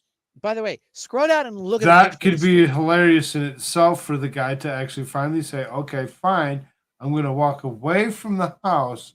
I'm going to go run for the Senate, stepping down from your position to only go into the next one to lose it and be the guy with no job because you stepped away from something that you already owned and now you have nothing. Look at this freak. Look at him. That would be the biggest shift. Right. And I mean, look at this freak. Look at him. He's like. That's the reason that I picked this article over the other, is because this one actually had the better picture. I mean, look, Schiff has insane eyeballs. He has crazy eyes. He's nuts. Right. He's literally crazy. I mean, like you could just see like the crazy going around his head as he talks. Somebody please make this face a meme. I mean, this guy's nuts. Yes, we will. Yep, memed. It will happen. Promise you. Frankenstein, yes.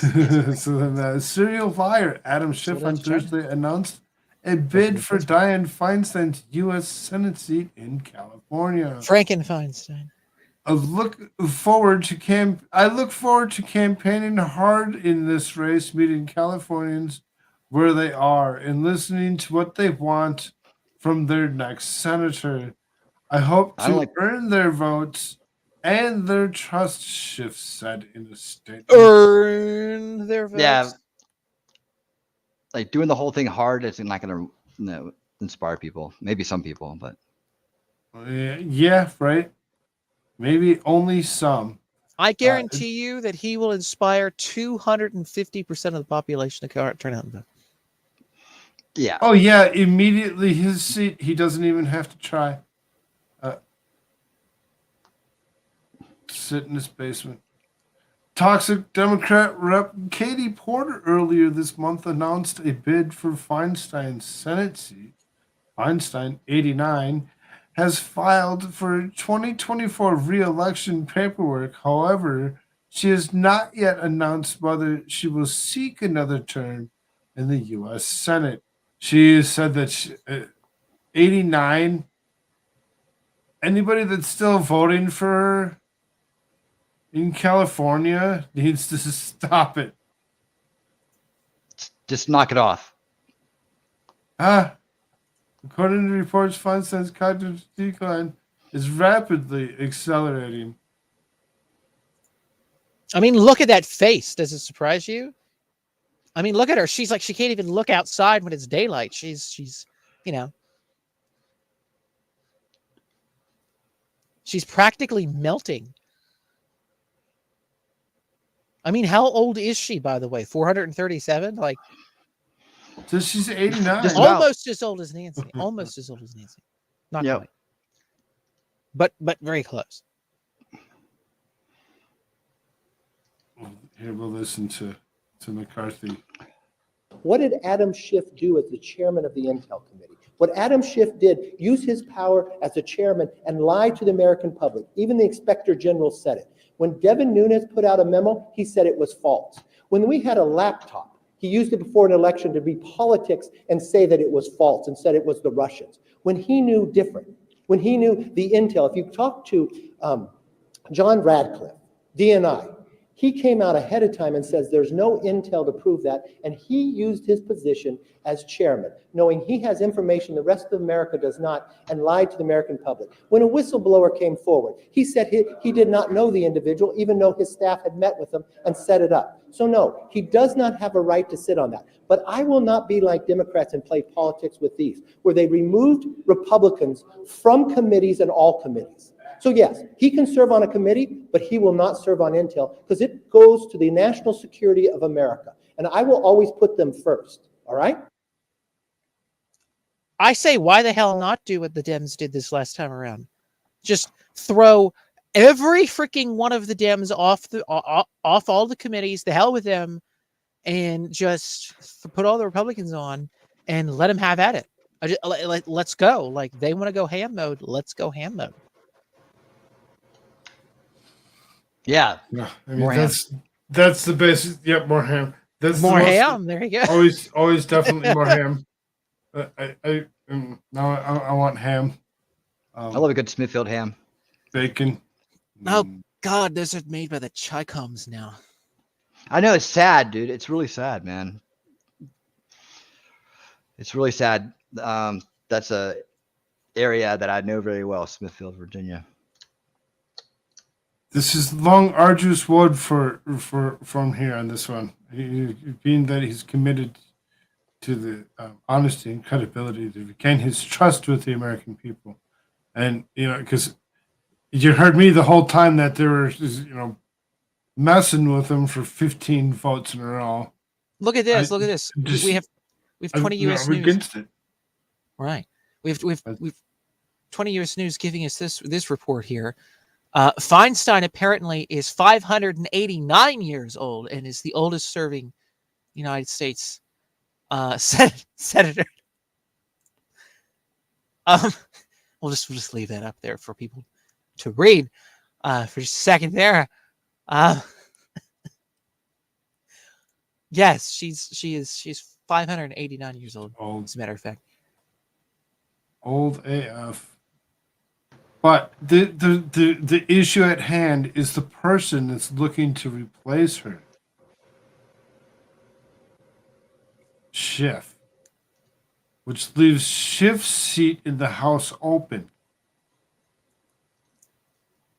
That's going to be the interesting one. There's going to be so many more seats that we're going to be watching come this coming election season, as opposed to what we were looking at midterm.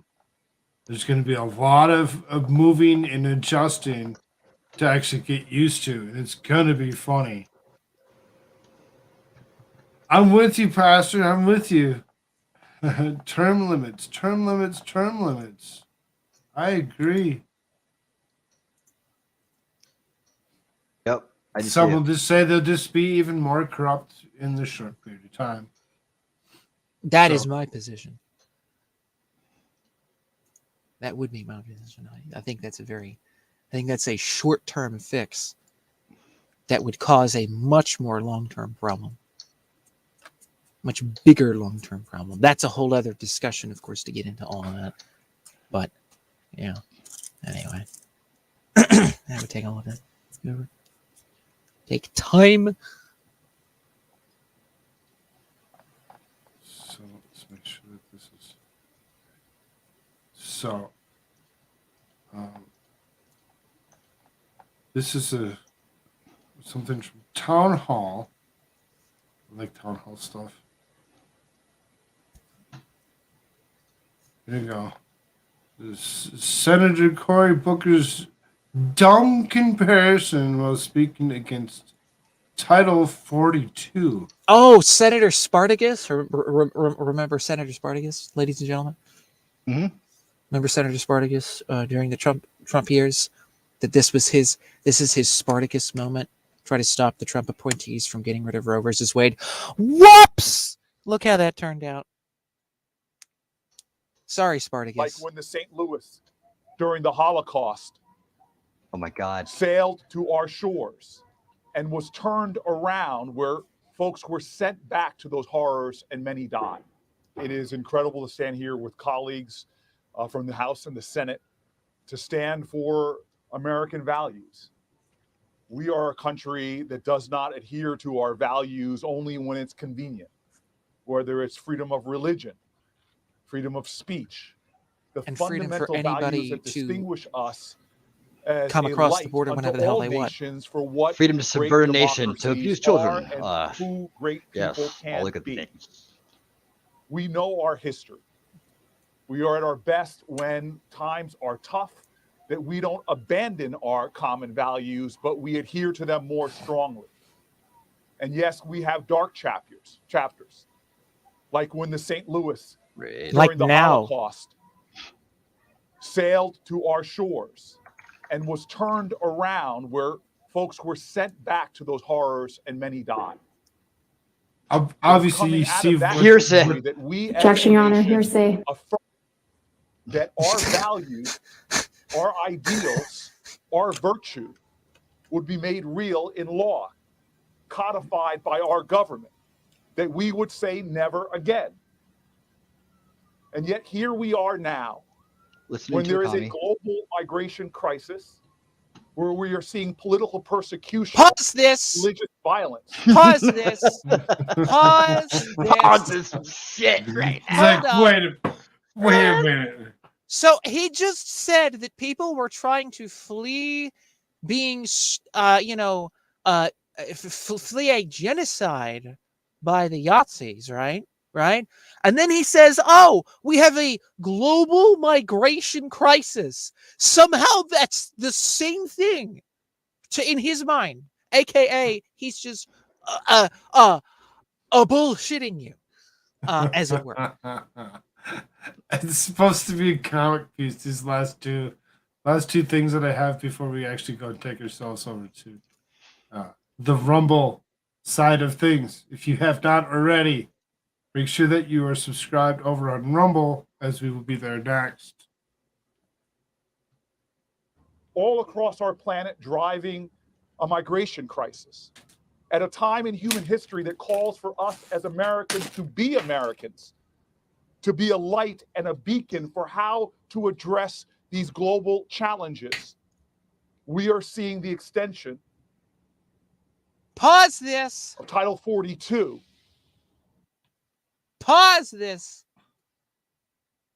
Wait, is this paused? What happened? It's paused. Oh, okay. Okay, the little thing didn't come up. So the country of Germany and some of these other little places over Europe, right? We're like sending people over to the United States, And he's saying that we need to accept everyone on the freaking planet that wants to freaking wash their ass across our border or like drop themselves off in parachutes, I guess. I don't know. Like, whatever. Just come in. Okay, that's the same thing. That's the exact same thing that happened. Right in now, we just WW2. we just allowed Iran to go and put a bunch of boats right up along Brazil, which allows. Let them come in. What are you? Are you a freaking? Are you freaking fascistic, Koolfrogg? Let them, let them park themselves. No, let them all in come in. freaking Let's South go. Dakota. Why don't you just take a trolley and just take the boat up there? I mean, the hell, just what. You don't want to be seen as a pro-American fascista isolationist now, do you? Not again. Yeah, not again. No, Never again. We promise never Bill again. 4986 says they can all live at Cory Booker's mansion. That's what I'm saying. There Yep. you go. Just send him. Yeah, I bet your quite a few of idea. them You first. That's the deal. Well, let's go. Let's do it. Let's start Eat bike sample. Putting him in his backyard, being like, "Here you go." Cory. Yeah, that's what always. I used to get people with that all the time when they were out there promoting that. I'd be like, "Cool. Hey, so I'll tell you what. This is a great idea. I'll sign you up to get a nice family for." Then they're like, "Oh no." I was like, "No, it's too late. I already signed you up." Like, what? What have you done? What have you done? They didn't talk about it anymore. That ultimately is putting people in crisis and in danger, facing persecution and violence. Pause back this. into those situations. I have been through the kid's on fire tonight. Hold up. Wait a minute. So he's concerned about persecution. But when we had Afghanistan, they had the Afghanistan debacle. Okay. What did we do? Every one of the vetted Christians that were in the minority that were obviously going to be slaughtered were told by our United States, our State Department. The State Department was running all this. Okay. Should have been the freaking Pentagon, because like military stuff, but whatever. What the hell? So the Christian minorities over there, they purposefully left them all there. The missionaries that promised them, hey, if anything really goes down, we're going to try our hardest and we're going to get you out of here. We're going to get your families and all the rest of it. And we're going to leave. And they got everybody into buses after things went crazy. And they're all headed to the airports and all the rest of it. They got some of these people into the planes, and they were told in midair they weren't allowed to land in certain countries that were going to allow them to come in, that were NATO countries. They said no to them. And they turned them around and they took them back. So I don't want to hear Jack Bo shit from this son of a bitch to say anything about persecution of individuals. I mean, God, how about we just go to like Ukraine with Orthodox Christians that he's funding the slaughter of? But whatever. Persecution, my rear end. This guy doesn't give a crap about persecution about anybody. And he knows this. We all know this. But like, I mean, while we're watching this, just to point out, so all of your libtardine friends that want to sit here and believe bullcrap like this guy doesn't believe in not persecuting anybody. I mean, look at the way they're persecuting our, his own, supposed political minority, right? Like, the political majority that just somehow isn't in power, conveniently. I mean, I don't want. 4986 says, "How damn sorry I don't has want the to hear people of the southern U.S. border states been treated since the potato slimed his way into office? It is criminal the way those Americans are being treated by the U.S. government." Right. I mean, these people aren't escaping religious persecution. These people aren't escaping any kind of persecution, really. But yet, he's going to compare it to this. But he didn't have anything to say about the Afghanistan withdrawal. He didn't have to say anything about those people. He doesn't have to say anything about the Christians that are being slaughtered in eastern Ukraine. Again, Slava Ukraine, because we love our Ukrainian Yazis. But again, Cory Booker here didn't say anything about that. In fact, he voted to fund and give those people arms that were slaughtering and persecuting people. So shut the hell up. Y'all see that Rumble link that I just put up there? Make sure you hit that. You go over there, you give it a thumbs up, and you wait for us. We'll stick around here while you do that. We'll be there very soon. We got a couple more minutes of a few things here. Border, I have crossed and met with women escaping persecution who tried to legally present themselves. You had to go out and find the away, women because it's and mostly they are living a men. nightmare where they literally have to hide themselves to avoid sexual violence. Say it. Yeah, I knew he was going to say it. And more, or being forced to consider to try to break American laws. You mean sexual violence illegally. from the people that are trafficking them over the border that you're allowing to have them, that you want to have? Okay. Yeah. The problem that you yourself are creating. Okay. Yep, those ones. This is the time in our country where we... Because the violence isn't going to actually happen, or isn't going to actually stop if you continue to allow people in. No, it's just going to increase. But hey, but right, it's going to increase. They don't see it that way because they don't see it as something that needs to be worried about. But they look at everything so backwards and opposite. It's kind of ridiculous. It's called inversion. Yeah. Well, and he might like to do things himself. Anyway, the projection. Anyway, nobody heard that. He doesn't have any. He doesn't have anybody in the basement. Where we should be adhering to our values, where we should be, as the prophet from the Old Testament says, a light. Oh my God! He's going to quote out the Bible. Oh my God! Quote the scriptures. I mean, again, I just pointed out 2 instances that gives him credibility. Of Christians being persecuted, and he didn't do jack crap. But yet, he's going to quote the scriptures. You can go straight to nowhere.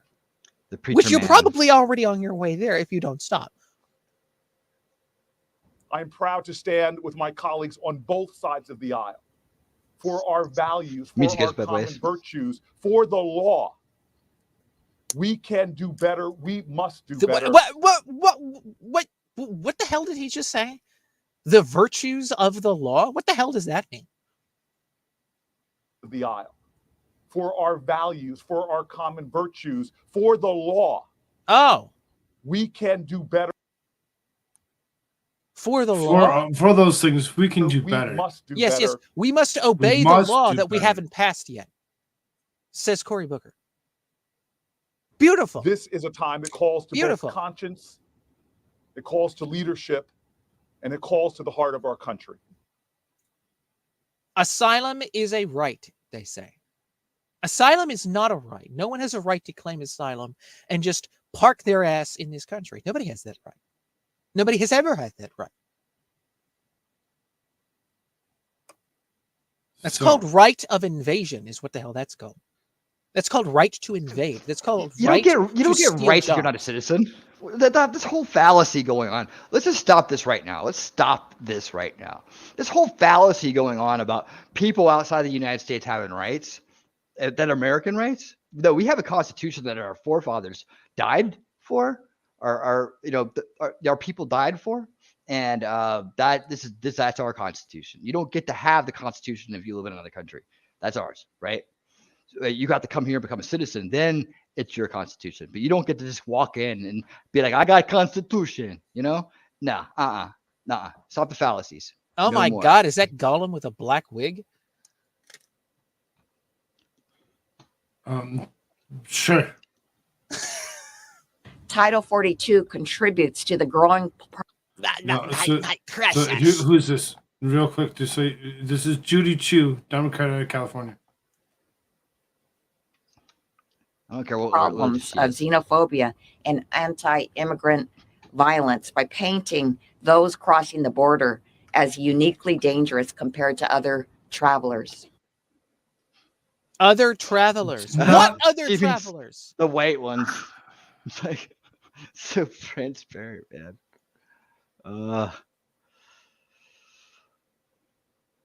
They keep on painting it one way, and they're like, "Oh, this is how." That's that.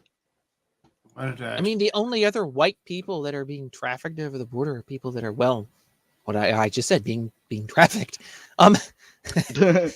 Anyways. Right? Yes. So.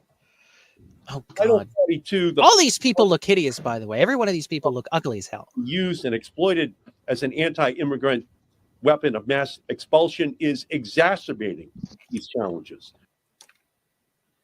Exacerbating these challenges. So that was Ed Markey at this Title 42 anti-immigrant weapon of mass expulsion. They actually want to, open up the border. Spoken like a true warhawk. We just remove the border altogether. There isn't a border between the United States and Mexico. It does not exist. It's your imagination to think that there's any border there whatsoever. People are free to cross at their own will with no thought. It's okay. It's okay. You'll be just fine.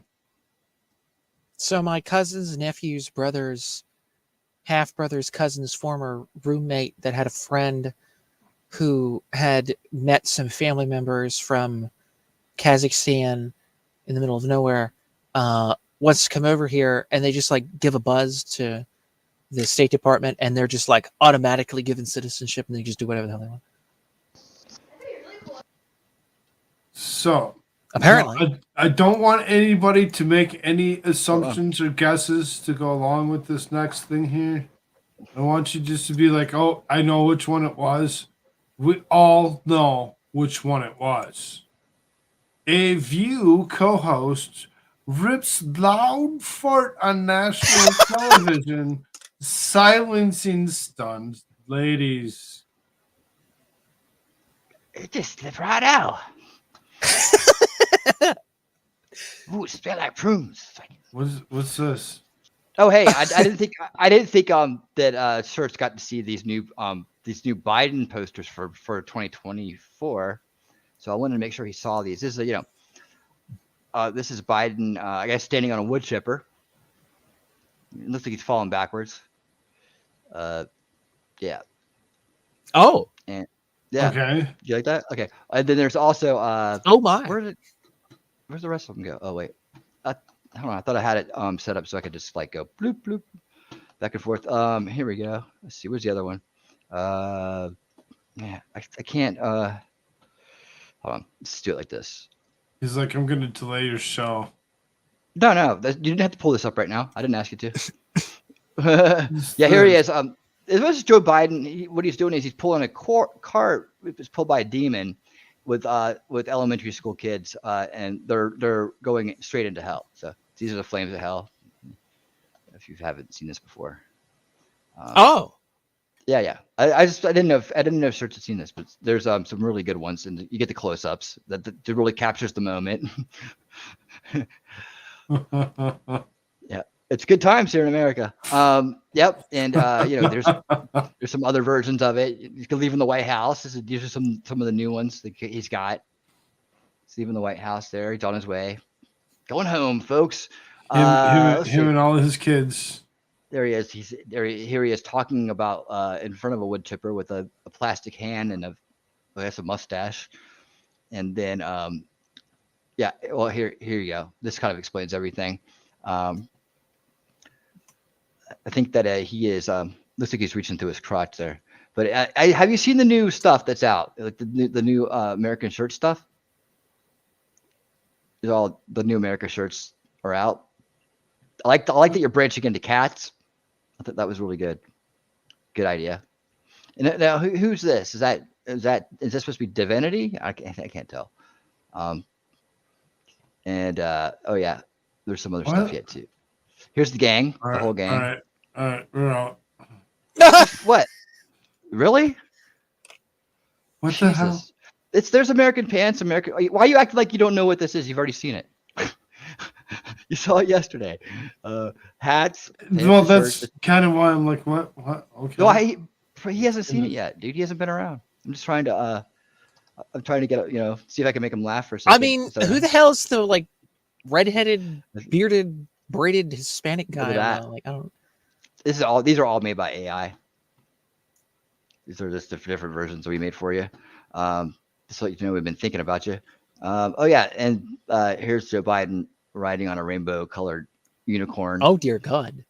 Yeah, that's weird. Yeah, okay. Yep, and that's this is some of his new stuff. For it looks like some like Fantasia acid trip or something. Yeah, oh yeah, what about that? That anyways, yeah. So I just want to catch up on that real quick. You didn't have to do that. God, that was weird. It's all weird. Absolutely all weird. It's not supposed to be. Just a little intermission for you. Yeah. It's almost as weird as a whoopee cushion letting out a fart noise. It's kind of. I mean.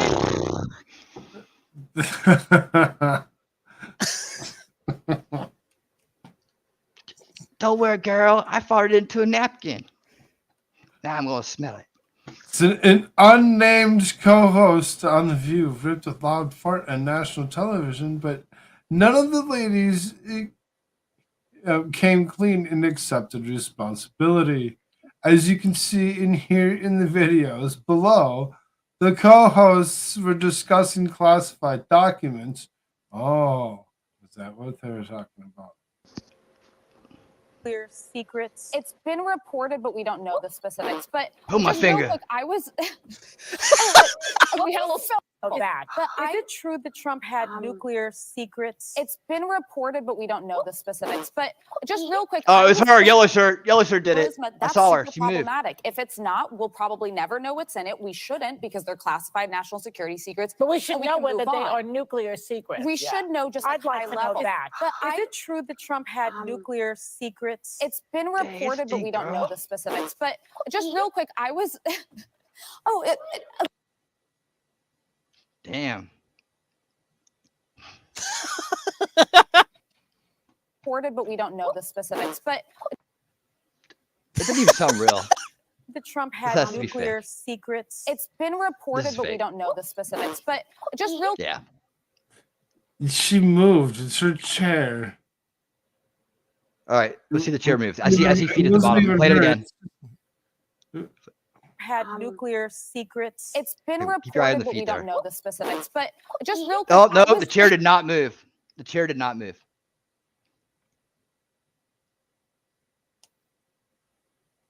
I just think it's Whoopi trying to blame it on her. I think that's what this is. But it didn't sound real either. But then I think Whoopi knew that she was going to let one out, and she just like stuck a thumbtack. But just real quick, I was. Oh, okay. She we left. had a little spillage on the other side of the table. My pants. All right, forget it. Go ahead. She just said that was on my pants. Okay, now I'm disturbed. What the heck? What is this that the like spiders or something? What channel did you get this around? on? What channel did you get this on? Did you have thought the View channel? Oh, this is Slay. Yeah, that's the View. Slay put this up. This is the View. Okay. This is what happened earlier today. We had a little spillage on the other side of the table. My pants. All right, forget it. It's been reported, but we don't know the specifics. But just real quick, I was. The fart kind of starts before she moves. So she's almost acting like there was the chair. She was kind of like, and she was in such a hurry to do it. She spilled something. What spilled? I didn't see the cup go over. Mysteries. Phil 4986 says, yeah, I think it's the yellow shirt. Tweety US News says yellow shirt 100%. I think it's a conspiracy against Yellow Shirt. Okay, I think she's the patsy in all of this. I think the culprit. Is she the conservative? Obviously, I think the culprit is obviously the one who's the whoopee cushion. Okay, I'm just saying. I'm kind of with you on that one. I mean, that's just where I assumed it would come from. Right. What else would make a fart noise other than whoopee cushion? Like, I mean, and again, look at how massive this thing is. Like, you don't think that there's some gas there? It's been reported, but we don't know the specifics. But just real quick, Is it a bug? There's like a bug or something, so she's already moving. Condensation?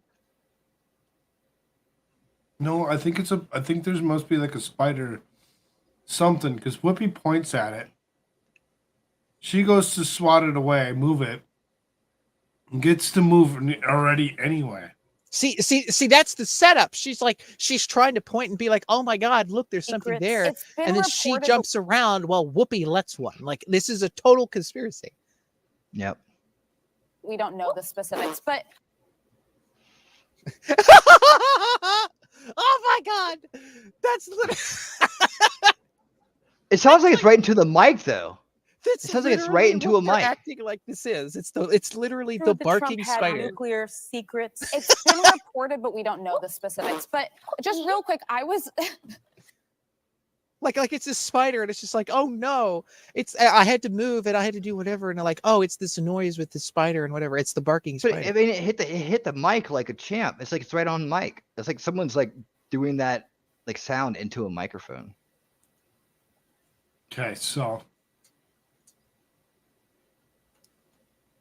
I imagine it would have like more echo or something to it if it was off mic. Yes, Judge Maddie, yes, that's true. That is. Do you see anybody like reacting like, "Oh my God, what's that smell?" Or like, "You bitch! I can't believe you just did that." We'll do a poll. All right. Whoopi, yellow shirt. Look at Pastor. Pastor said, "Dude, I just went on to the website. Where are the cat shirts at?" Joy. And they're coming. I have to print over to shirts immediately. Someone else. And there's more too, by the way. There's all kinds of different cat shirts. Shirt cats. That's what we're calling it. It's for marketing. Or, this one is enjoyable to. Oh my God, this is going to get so good.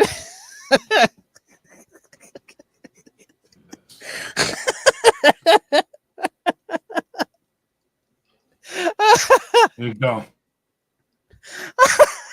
There's some great cat shirts. Hold on. God. The grassy knoll.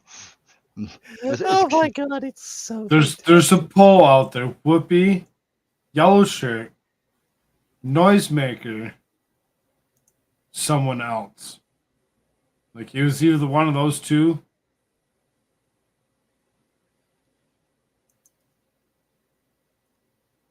Judge Maddie's chat was hidden. Look at fat Whoopi. Imagine the smell. That was hidden. Why? They don't like Whoopi being called fat. You accepted that one, but then you didn't go back and accept Pastor's.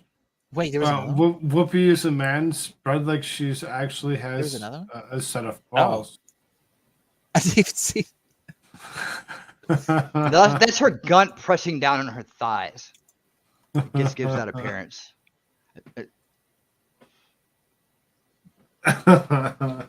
But speaking of Pastor, I've got some of the other WM sitting over on the Rumble side. Says, "Ooh, that smell." So, stop sharing this screen.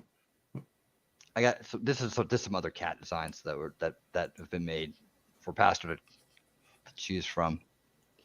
Just a couple. That's all. It's like 4 or 5. It's really cool because the way the shirts look, it's like you can actually hold the cat while you're like wearing the shirt, and people think you're holding a cat. Okay. I like this woman's lips. Okay, so I mean, I don't care how you actually try fluffing up this last few moments here over on the YouTube side as we get ready to go over to Rumble. I have one last thing to share. All right. You can share this until until then. You get a few moments of possible happiness before we actually do take off.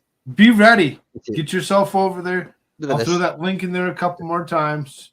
He's been. This is where he's been. He's been working hard on these because these are ultra realistic cat shirts. I mean, it really looks like they're holding a cat. I mean, you're not gonna change the name to American Cats, right? It's like it's stupid. It's like this patriotic cats, like that one. Look, he's ready to go. He's like on the wall maps, right? That beautiful, lovely. I can't wait. Hey, what about this collared shirts? These are really cool. When did you start making these? The pockets? Cats fit inside sweatshirts perfectly. Yeah. Yeah. Who's this? Who is this? Thank you, Is that her Shirts. sister? Shirts is like, here, I'll catch America you. shirts. Spam that. Let's see. Get over there. See ya. Testarica. Be ready. We're gonna do some other stuff. There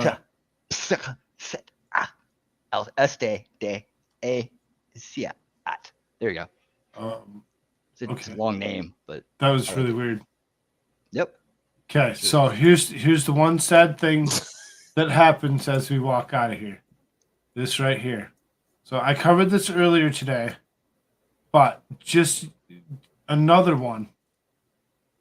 25-year-old NFL player dies suddenly. Just yet another one. And that's how that works. Did you They were all forced to take a shot too. Did you see in Canada where the doctor was on the news and he was like, "Oh, well, I didn't realize this, but after flu season, there's also stroke season. People just stroke out and die." It's like, oh, so now we have a season for strokes. Next it'll be like a season for cardiac arrest, and people will just fall over at mass. It's just like, it's just before we say too much. It's just the thing. Let's say goodbye to those that are sitting over here on the YouTube side. Thank you all so very much for joining us. If you haven't already, please get yourself over to the Rumble side of things, and we'll let Shirts finish his thoughts. And